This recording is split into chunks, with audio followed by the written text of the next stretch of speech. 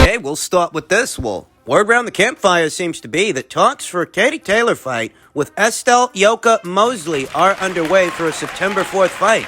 Katie Taylor will be looking to avenge her 2016 World Championship semifinal loss. They've got history. We talked about that here on the channel.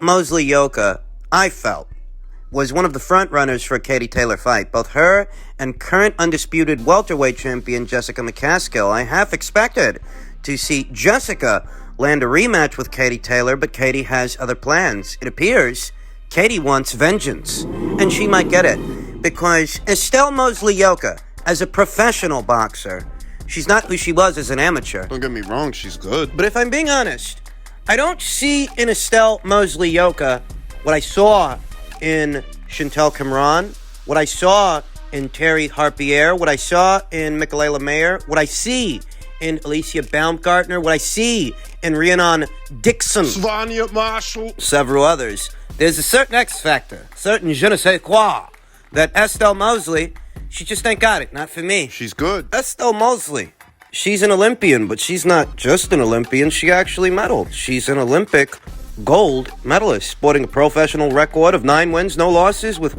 just one recorded knockout. She has ability. But a quality of competition has been mostly pedestrian. The most noteworthy name on Estelle Mossely-Yoka's resume really is Verena Kaiser. Verena's claim to fame is a fight that she lost with Michaela Lauren.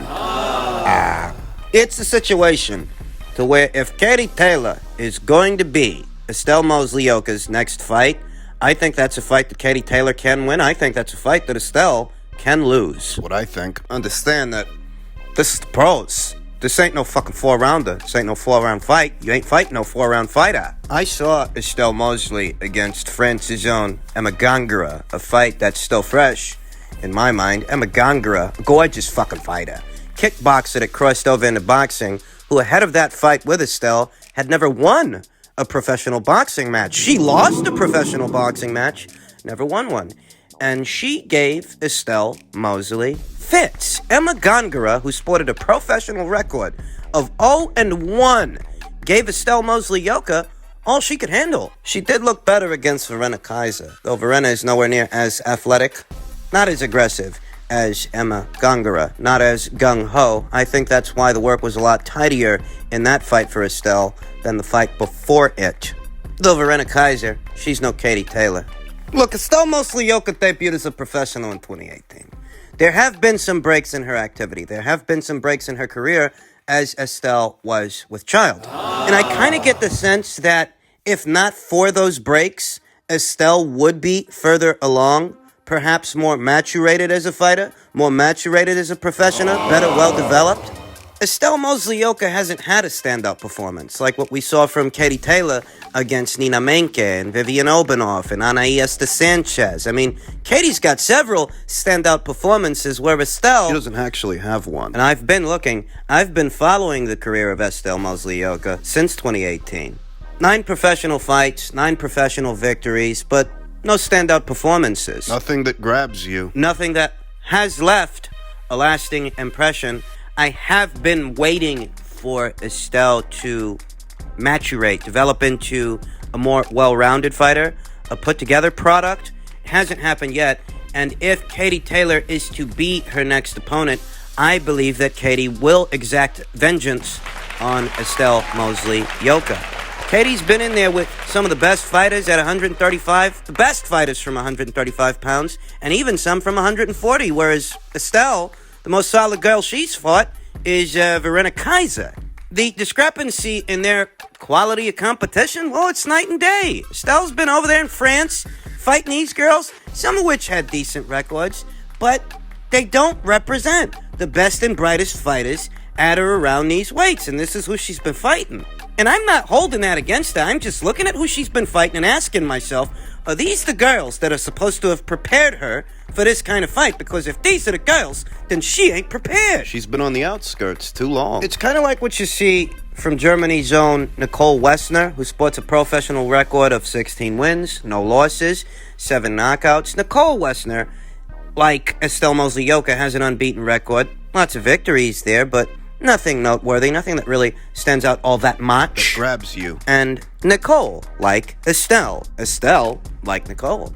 These are two fighters that have been on the outskirts, and they've grown quite comfortable being there, where there is not adequate preparation for these kinds of situations, these kinds of fights. Fight with Katie Taylor. And Estelle's an Olympian, an Olympic gold medalist. The pedigree is there, but in terms of meat and potatoes as a professional, it's just not.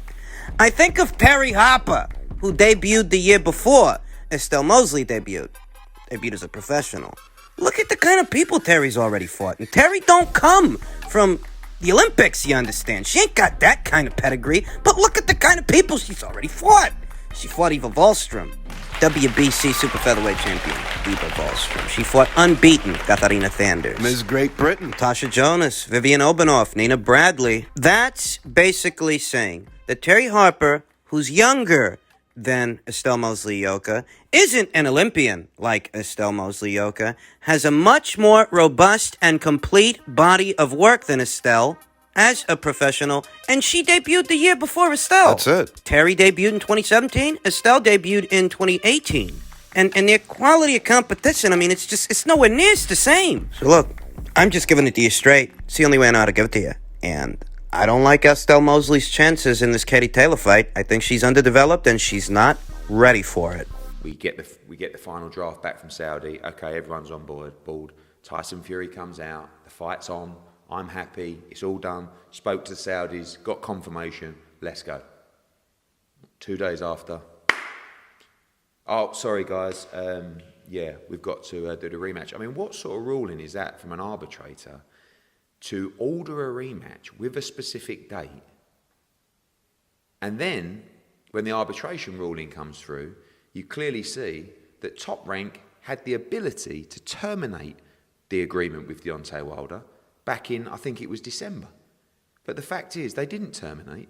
They kept planning the fight. They kept talking to Top Rank, to PBC. And I've got many thoughts, and very valid ones, about what has happened here. I want to do a little bit more digging into this, but the whole thing absolutely stinks. AJ feels that Fury never wanted to fight him, that Fury was just using his name for clout. I think there's a very valid argument with that. I'd like to believe that Tyson Fury wants this fight and wanted this fight, and basically he was just fucked by others.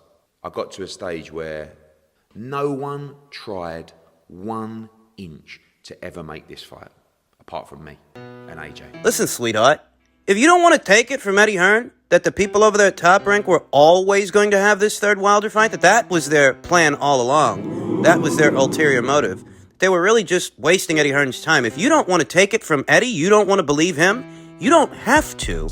Top Rank's Bruce Trempler on the 15th of this month, before Daniel Weinstein ruled on the 17th, the following Monday. Talked about this. Bruce Trempler imparted a word, stating that Fury already has a July pay-per-view. Now, why would Bruce Trempler say that if Daniel Weinstein hadn't ruled yet? Fury was believed to have been going into that Anthony Joshua fight in August, well into August, on the 14th, where, according to Bruce, before Daniel Weinstein even ruled, they had a pay-per-view lined up for that guy in July. Why would he say that? A Freudian slip, maybe?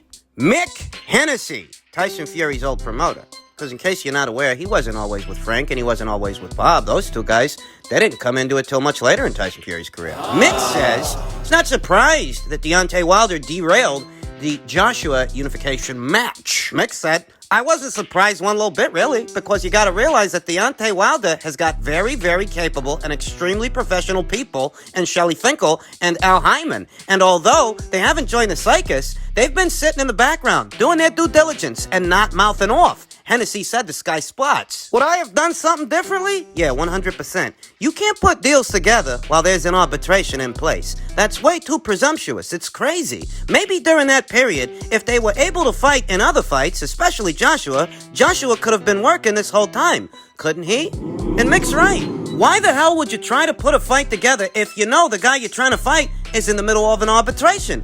I'll tell you why. It's because that guy's promoter He's providing you assurances that he'll be able to fight. Bob Arum provided Eddie Hearn assurances that the arbitration wouldn't get in the way of the Joshua fight. Now, there was widespread speculation that it could. There were many out there that believed that it would. Mick Hennessy among them, along with Deontay Wilder's cult of followers. They felt that the arbitration would lead to a third fight. And the problem is, Bob was telling Eddie the opposite. Bob was telling Eddie it wouldn't lead to a third fight. At most, it would lead to a payout.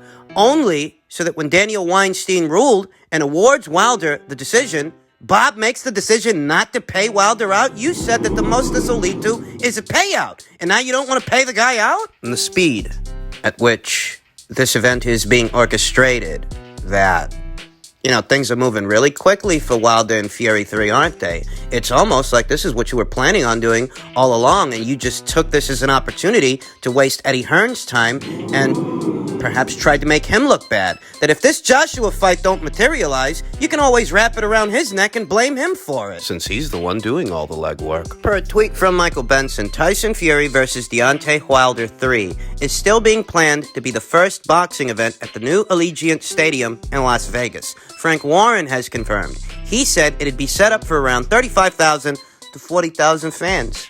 Telling you, Frank, Bob, Tyson, they're real Johnny on the spot when it comes to the third Wilder fight, whereas all we got for 5 months was a lot of negativity from guys that weren't doing the legwork, that weren't going out there and looking at the site fees, looking for the money, looking for the venues, trying to put it together. All you got was negativity from those guys for 5 months. Why 5? You're asking yourself, well, why did it take 5 months? Well, that fight, unlike this fight, involved a $155 million site fee. And I don't want to sound presumptuous, I don't. It's still early. Though I'd wager that The money. the guaranteed purses to Tyson Fury and Deontay Wilder, they're not going to be anything to the tune of $75 million for each guy. Nowhere near. That ain't the kind of fight that takes 5 months to make. I mean, do you guys honestly believe that Eddie Hearn would have spent 5 months of his own time, 5 months, working on this fight, trying to get it over the line, doing interview after interview and providing assurance after assurance that it would happen, that they'd get it over the line? You think he would have done this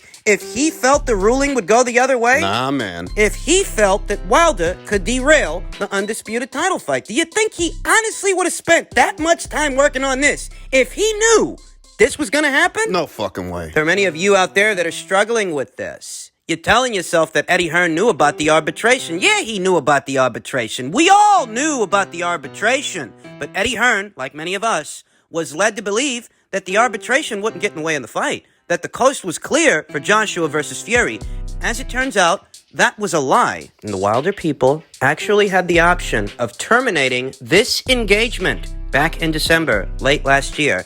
They chose not to, and we'll discuss why they chose not to in another video. We'll get into why they're lying. Stay tuned. And finally, per a tweet from Lance Pugmire, just spoke to Bob Arum, who tells me Josh Taylor is hoping to do his WBO mandatory title defense against Jack Caterrall next in July in Scotland, and then pursue a big fight by the end of the year against either Terence Crawford or Teofimo Lopez.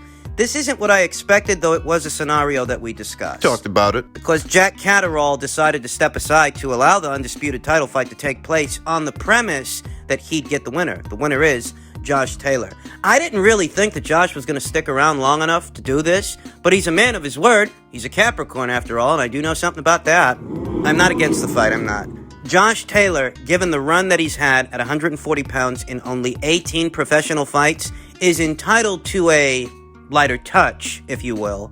That is, if you want to view unbeaten Jack Caterrall as a lighter touch.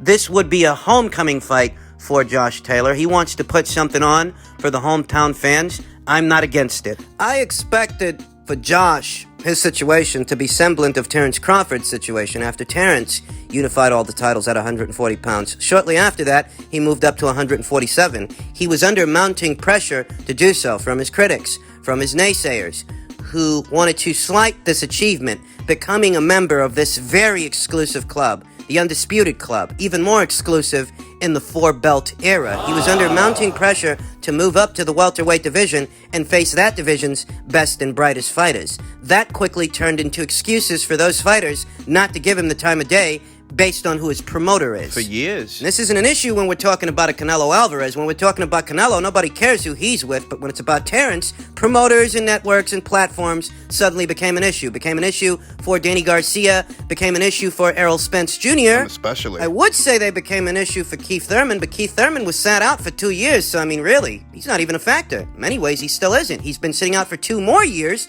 since the loss to Manny Pacquiao. All fuckery aside, I expected Josh's situation to pan out like Terrence's, to where if he becomes undisputed shortly after that, he'll move up because that's what Terrence did. Terrence had a mandatory challenger in Sergey Lipinets, so he had a choice. Stick around 140 and defend the undisputed crown against Sergey, or move up for the opportunity to become a 3-division champion against the then unbeaten Jeff Hearn, and we all know what happened. I thought something very similar would happen with Josh. That's not the way the cookie's crumbling, and that's okay. Though this does mean that Terrence here today is still without a dance partner. Sean Porter is a name that almost immediately comes to mind. There are some comments from Kenny Porter, some comments from Sean, that I have not yet had the time to address. But if you want my opinion, and you're here, so I'll assume that you do, in the in-between time, over the summer, what Top Rank needs to do is bite the fucking bullet and make the Sean Porter fight. Terrence was last in action in November of last year. We're 5 going on 6 months into this year, and still no big news for Terrence. Still no big fight. Something needs to happen. Errol's got his next fight. And Josh Taylor. But what about Terrence?